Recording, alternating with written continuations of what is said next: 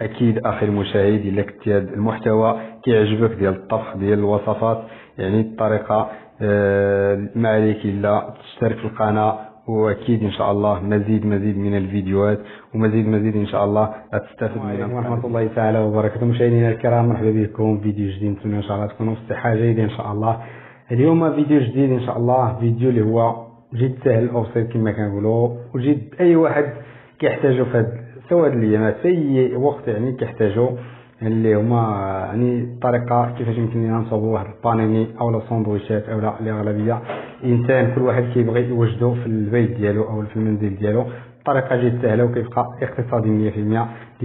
ديما انسان كيولي يضرب حساب لجيبو، كيضرب الحساب ولا شحال غادي، كيمشي عند المصنع كيخلص ساندويش كيتقن لي الثمن اللي هو طالع بزاف. يعني هذه الطريقه هي احسن حاجه، انسان يجيب المسائل ديالو لدارو ويصوب الساندويشات ديالو في المنزل ديالو وبطريقه جد سهله.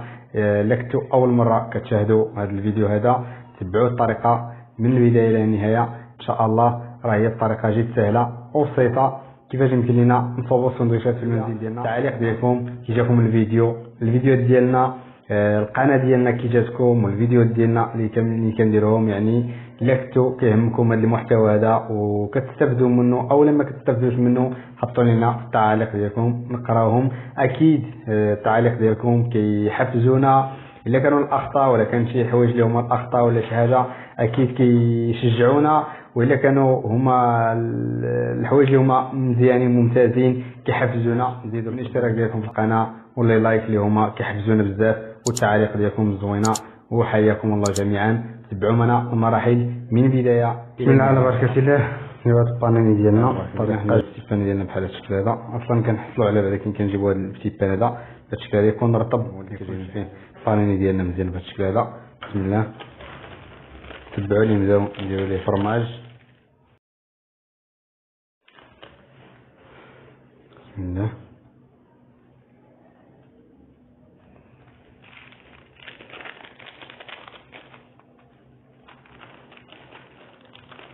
الفرماج ديالنا كنقسمو على جوج بهذا الشكل هذا. نبداو الاخر تا هو الثاني على نفس الطريقه.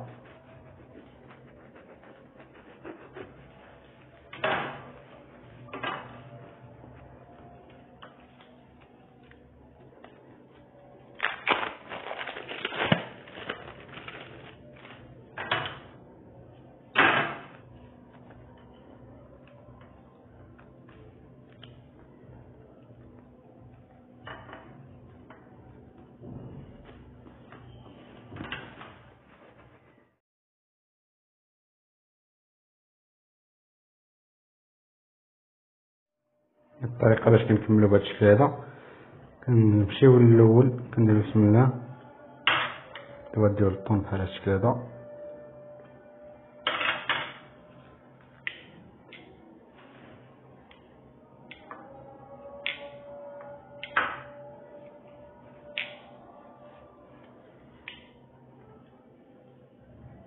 بهذا الشكل هذا بحال هكا. كيبقى اختياري، اللي بغا يديرو كيديرو، اللي ما بغاش ما يديروش ماشي مشكل. كنديرو هاد الفرماج بحال هكا، فرماج حمر كتكرر جد سهل وبسيط ونفس الطريقه، صحي ونفس الوقت خفيف بهذا الشكل هذا.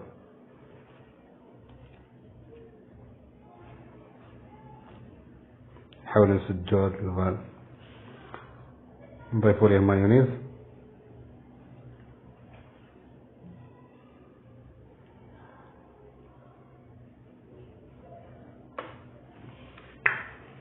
شويه ديال الكاتشاب، نحاول نسدوه بهذا الشكل هذا.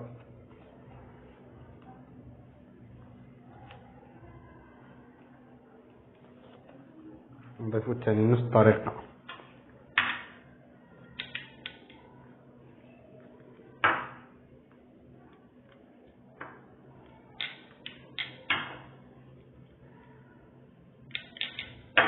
بالنسبه للطون تبقى اختياري، يعني الانسان يقدر يدير كفته ولا يدير شي حاجه اخرى، الطريقه كتبقى اختياري للناحيه هذه. نجيب الخس بنفس الطريقه، شويه ديال المايونيز،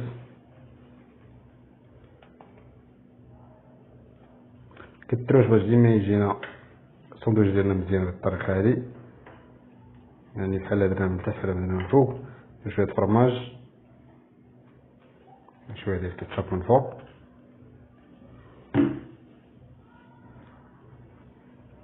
حاولوا تدوه ديما كما العاده. الطريقه ديالنا باش يجينا مزيان ديما خاصنا مع مازال غادي نبريسيوه، خاصو ديما يكون بين وبين، ما يكونش عامر بزاف باش مازال يبريس علينا مزيان. بهذا الشكل هذا الطريقه هذه.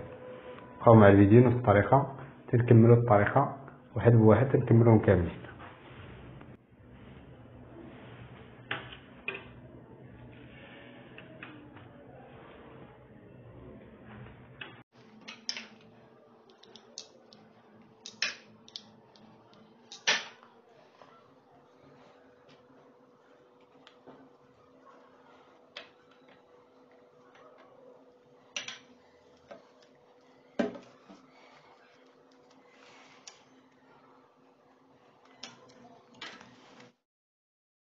الكرام شفتوا الطريقه كيفاش وجدنا السندويشات ديالنا، الطريقه اللي هي جد سهله وبسيطه.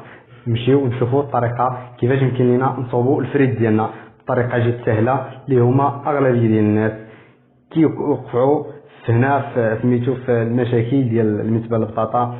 يعني الطريقه ديال الفريت كيفاش يمكن لنا نوجدوها، الطريقه علاش ما كتصدقش ليا الفريت، علاش كتعجن ليا، علاش كتجيني الفريت لاويه، علاش كتجيني الفريت قاطحه. هذا هو اللي خاصنا نتبعوا. هذا الفيديو هذا اكيد غادي تستافدوا شلا حوايج في هذا الفيديو هذا. اكيد غادي تستافدوا جميع النقاط اللي هما الاساسيين في هذا الفيديو هذا، اللي هما الانسان كيمشي فيهم غلط صراحه ديال كيمشي فيهم غلط بزاف.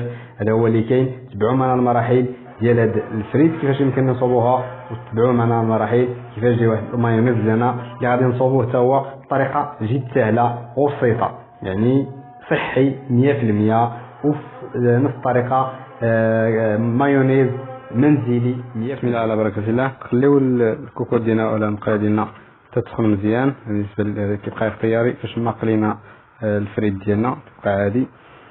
خليوه تسخن مزيان ونديرو الزيت. الزيت دائما يكون وافي شويه باش هو اللي غادي يخلينا البطاطا ديالنا تقرا مزيان وغادي تعطينا فريت مزيان.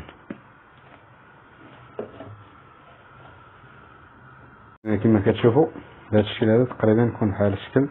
ما نقطعوش البطاطا ديالنا تكون رقيقه وما نقطعوش تكون غليظه بزاف، اذا تكون بهذا المهم بهذا الشكل هذا. والنصيحه اخرى بالنسبه للبطاطا ضروري نقطعوها بهذا الشكل هذا ونخليوها ترقد شويه في الماء وعاد نشفوها مزيان تتنشف مزيان وعاد نديروها بالزيت.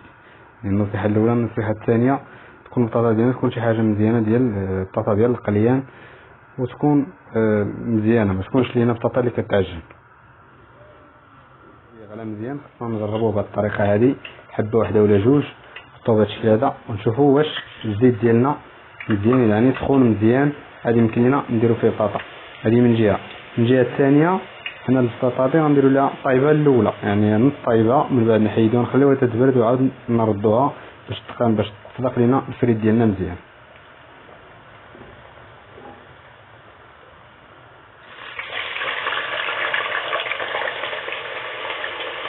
نصيحه اخرى بالنسبه للبطاطا ديال الفريت ديالنا ما خصناش نكثروا البطاطا بزاف، يعني نديروا القياس ديال البطاطا مي باش كطايب لينا البطاطا مزيان كتبقى لنا بهذا الشكل هذا. كتجينا في المقله ديالنا اولا في الكاميله ديالنا ولا فاش ما قلينا البطاطا ديالنا تجينا الزيت يعني مغطي الفريت مزيان، مغطي مزيان بهذا الشكل هذا. هذه يمكن لينا نخليوه يعني تكون الزيت البطاطا غارقه مزيان الزيت باش تعطينا الفريت مزيانه. كاين بعض الاغلاط ولا بعض الاخوات ولا بعض الاخوان اللي كيعرفوا الناحيه هذه وكيعرفوا كيشوفوا المشاكل ديال البطاطا منين كتجي هذه القضيه ديال الفريت ما كتطلقش فيهم مزيان. كيهز يعني كيلو ديال لتر تقريبا ديال الزيت ولا نص لتر ديال الزيت العقد ديالو، كيهز البطاطا كامله اللي عنده كيديرها فيه، كتغرق هذيك البطاطا كامله وكتعجن ليه في الوسط، كيجي النص طايب والنص ما طايبش، كتخسر ليه الفريت ديالو. الطريقه الاساسيه هي هذه كما قلنا، يعني البطاطا الزيت تكون غالبه على البطاطا ديالنا باش تخلي لنا البطاطا مزيانه تعطينا طايبه زوينه. هي الشكل باش نعرفوا دارت نص طايبه، يعني بهذا الشكل هذا كتبان لك البطاطا بهذا الشكل هذا باش نعرفوها واقفه بهذا الشكل هذا كما كيبان لكم واقفه مزيان بهذا الشكل هذا. كنحيدوها دي باش كنعرفوا الصايبه ديال البطاطا ديالنا طايبه مزيان، دي باش نحيدوه. هذه عطيتكم هنا التجربه الطريقه كيفاش يمكن لينا نديروا البطاطا، والطريقه كيفاش يمكن لينا نقادوا البطاطا. صافي باش يبقى لكم اختيار اخر. ما نطولش عليكم بزاف، خليكم مع المراحل ديال الفيديو. بسم الله على بركه الله. الطريقه باش يمكن لينا نصوبوا شويه ديال المايونيز، بسمناه على حسب ندير الكميه قليله. غندير بيضه واحده بلديه بهذا الشكل هذا، بيضه واحده بلديه. بسم الله.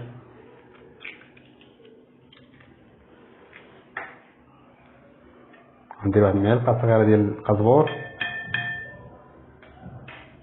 واحد المعلقه صغيره ديال البزار، واحد المعلقه صغيره ديال المطارد، وندير واحد المعلقه صغيره واحد قريصه ديال الملحه، شي معلقه من الماء، قريصه ديال الملحه، قدجه ديال الملحه على حسب الكميه ديال الانسان. بسم الله.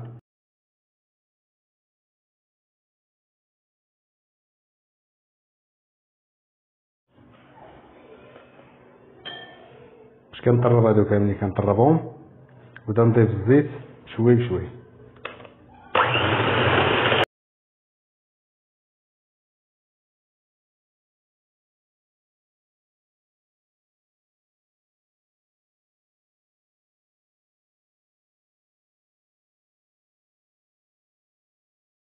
مايونيز ديالنا حصل جاهز بالطريقه هذه، بهذا الشكل هذا كما كيبان لكم، بهذا الشكل هذا، الشكل هذا كما كتشوفوا حصل جاهز بهذا الشكل هذا. المايونيز ديالنا بهذه الطريقه هذه باش صدق لينا الطريقه، وكيجي مزيان وكيجي مايونيز حقيقي في نفس الوقت. كيبقى مايونيز منزلي بطريقه جد سهله وبسيطه، وكنتفاداو داكشي ديال العلاب، وكنتفاداو داكشي ديال القراعي ديال الزنقه. كيبقى شي حاجه صحيه 100%. مشاهدينا الكرام، هذه هي الطريقه كما شفتوا. البطاطا ديالنا كما درنا لها قبيله قلنا مطيبه، يعني فاش نطيبوا البطاطا ديالنا كتشد الطياب مزيان كما شفتوا من المرحله الاولى. المرحله الثانيه كنلقاو البطاطا ديالنا بهذا الشكل هذا، يعني كنلقاوها بردات مزيان، نخليوها تتبرد مزيان، وكنلقاها صافي الواجهه بحال هذا الشكل هذا، اللي هما الخطا اللي كيوقف فيه بعض الناس. اغلبيه ديال الناس كيديروا هذه الطريقه، فعلا كتبرد ديك البطاطا، ما كتبقى فيها ما يتكل. ديال الطريقه كنخليو البطاطا كتولي بهذا الشكل هذا، تولي داويه بهذا الشكل هذا. نخليو الزيت نفس الطريقه، كنخليو نفس الزيت، يعني نفس الزيت ونفس الزيت باش كنخليو. كنزيدو الزيت الا كان عندنا الزيت ناقص، كما كنقول لكم دائما، يعني الزيت خاصو يكون وافي على البطاطا باش نبداو نقليو البطاطا ديالنا بهذه الطريقه هذه. نكون الزيت وافي مزيان على البطاطا ديالنا. خليو الزيت ديالنا حتى كيغلى مزيان بهذا الشكل هذا، باش كنقيسو باش كنعرفو الزيت ديالنا غلى مزيان. ضروري نلوحو فيه البطاطا بحال هكا ونشوفو الا كانت تهزات مزيان راه هي سخونه، الا كانت باقا واحد شويه ما خاصناش نديرو الفريت ديالنا او البطاطا ديالنا الزيت وهي الزيت بارده، ما يمكنش غطلع لينا البطاطا ديالنا ولا الفريت ديالنا. تبعوا معنا المراحل من البدايه الى النهايه ان شاء الله. جميع الطريقه جد سهله وبسيطه، وجميع يعني النقاط اللي هما مهمين وغادي تستافدوا منهم في هذا الفيديو هذا ان شاء الله. على بركه الله.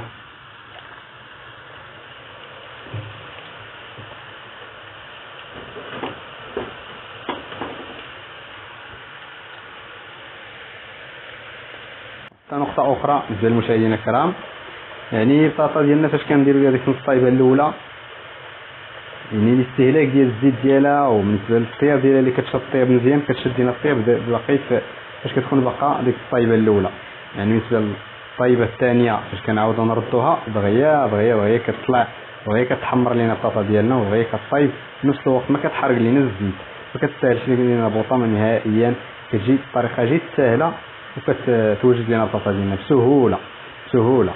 علاش بعض السناكات يعني كنوقفوا عند مول سناك كناخذوا الساندويشات، كتلقى كيصاوبوا لك الساندويش كيديروا في الفريصه، كيدير الفريت في فريتوز باش طيب، وهي بسرعه كيحط لك هذاك الفريت. علاش كتقول انت منين هذا المشكل هذا، وفين كاين هذا المشكل عندنا البطاطا ما كتصدقش؟ هذه هي الطريقه علاش كتصدق لنا البطاطا ديالنا.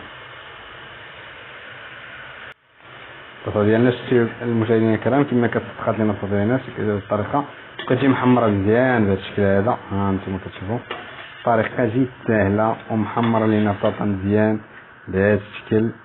كتبقى لنا البطاطا ديالنا واقفه بهذا الشكل هذا، طريقه هي جد سهله كما شفتوا، كل شيء ساهل وواضح، كل شيء باين وواضح. الطريقه ديال الفريت ديالنا كيفاش يمكن لنا نوجدوه لوليداتنا في المنزل ديالنا، طريقه جد سهله وبسيطه.